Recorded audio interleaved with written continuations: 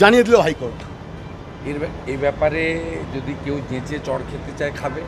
Supreme court তো আগেই বলেছে, শুধু ডাক্তারদের নয়, যে কোনো পিসফুল মুভমেন্টে বাধা দিতে সরকার পারবে না। ছাত্র সমাজের নবান্ন অভিযানও আটকাতে গেছিল, সুপ্রিম কোর্টও পারেনি, শোনেইনি, আর ডিভিশন বেঞ্চ তো গ্রাহ্যই করে। স্বাভাবিকভাবে রাজ্য সরকার জেনে বুঝে এগুলো করতে যায়, যদি লেগে যায়, ফাটকা খেলতে যায়, কেউ লেগে যায়। শওকত মোল্লাও কি মানে তৃণমূলের বিধায়ক, তিনি কি পুলিশের ওপর আস্থা হারাচ্ছেন? বলছেন ভরসা করে লাভ নেই, হাতে ঝাঁটা লাঠি তুলে নিতে হবে। ও বাজার গরম করার জন্য বলছে। পুলিশকে বাদ দিলে ওদের কিছু নেই, পুলিশকে বাদ দিলে ওদের কোনো অস্তিত্ব একটা নেই। খুব ভালো খবর সামনে এসেছে, দাদা সাহেব ফালকে পুরস্কার পাচ্ছেন মিঠুন চক্রবর্তী।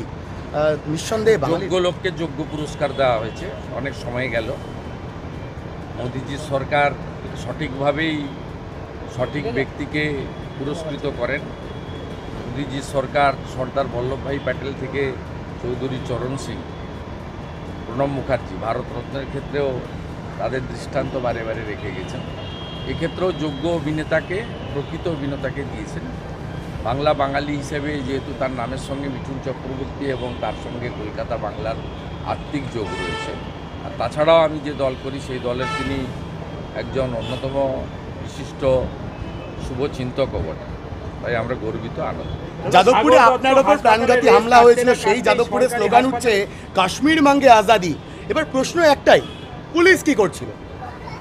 পুলিশ তো করবে না, কারণ এরা ভোটের সময় নো ভোট টু মোদি করে। এটা মমতা ব্যানার্জির চাষ করালো।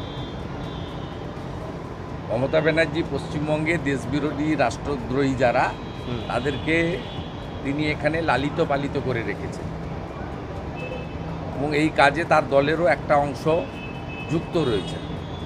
আপনি দেখলেন না বিহারের দুটো ছেলেকে যেভাবে কান ধরে উদ্ঘোষ করালো শিলিগুড়িতে। এটা তো সংকীর্ণতা, প্রাদেশিকতা, দেশের মধ্যে আরেকটা দেশ তৈরি করার যে অপচেষ্টা, এটা বহুত্ববাদে বিশ্বাসী ভারতবর্ষের ক্ষেত্রে বেমানান। সাগর দত্তর হাসপাতালের রেস কাটতে না কাটতেই সরকারি হাসপাতালে ফের জুনিয়র ডাক্তারদের নিগ্রহ, এবং এবার ঘটনাস্থল হচ্ছে ন্যাশনাল মেডিকেল কলেজ। কি বলবেন? আমি গতকালই বলেছি, আমার মিছিল ছিল, কর্মসূচি ছিল। সমস্যার মূল হচ্ছে মমতা ব্যানার্জি।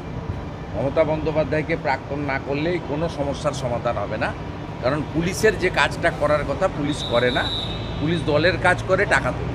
আপনি নন্দীগ্রামে যাকে হারালেন তিনি একটা অদ্ভুত যুক্তি দিচ্ছেন, বলছেন বন্যার পিছনে সেনার ভূমিকা রয়েছে, কেন্দ্র সঠিক সময় টাকা দেয়নি, এটা তো বারবার বলেন। এখন বলছেন দার্জিলিংয়ের ধসে সেনারও ভূমিকা রয়েছে, মানে ভারতীয় সেনাকেও ছাড়বেন না মমতা? এর আগে ছাড়েনি তো, সারা রাত্রি নবান্নতে ছিল তো।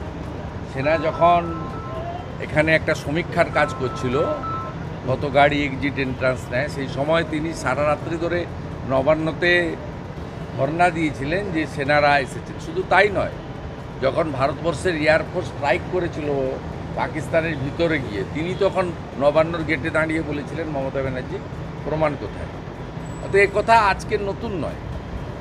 যারা রাষ্ট্রপ্রেমী, যারা 26শে জানুয়ারি এবং 15ই আগস্ট দেশমাতৃকার পতাকা তুলেন, বন্দে মাতরম বলেন, জাতীয় সঙ্গীত গান, তাদের মধ্যে কিছু লোক মমতা ব্যানার্জিকে ভোট দেয়, তাদেরকে রিথিঙ্ক করতে বলবো। 15 মাস পরে পশ্চিমবঙ্গ বিধানসভার নির্বাচন হবে, একে সরান আসল স্বরূপ প্রকাশিত হচ্ছে।